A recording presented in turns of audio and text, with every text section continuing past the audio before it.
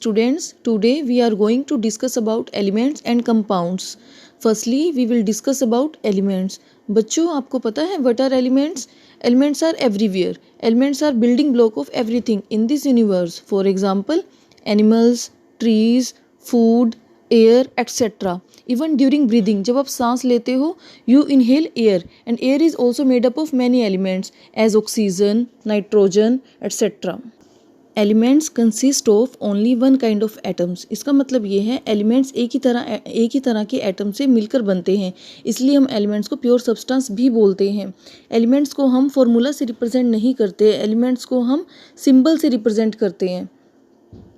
For example hair H stands for hydrogen. Hydrogen is a element.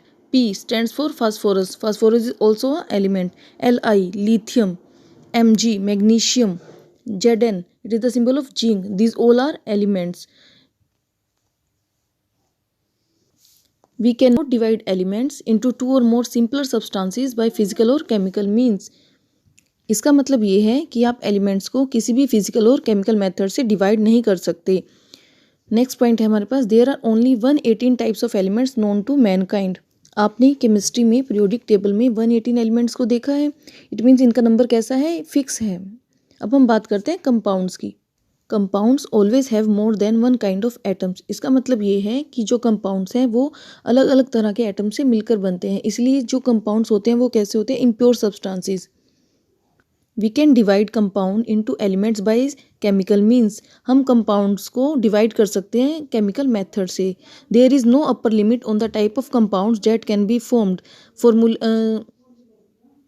इसका मतलब ये है कि कंपाउंड्स की कोई लिमिट नहीं होती, कंपाउंड्स कई तरह के होते हैं। फॉर एग्जांपल कंपाउंड्स को हम फॉर्मूला से रिप्रेजेंट करते हैं। दो या दो से ज़्यादा एलिमेंट्स मिलकर क्या बनाते हैं, कंपाउंड्स। फर्स्ट हमारे पास एग्जांपल है वाटर का, H2O। इसमें क्या है, दो हाइड्रोजन और एक ऑक्सीजन मिलकर क्या किसका फॉर्मूला बन गया, ये वाटर का H2O। This is compound.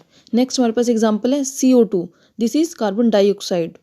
NaCl, Na एक एलिमेंट है, Cl भी एक एलिमेंट है, दोनों मिलकर क्या बन गया, कंपाउंड NaCl। तो हम कंपाउंड्स को किससे रिप्रेजेंट करते हैं, फॉर्मूला से। बच्चों, अब आपको इन क्वेश्चंस के आंसर देने हैं और इन क्वेश्चंस को अपनी नोटबुक में भी लिखना है। Thank you.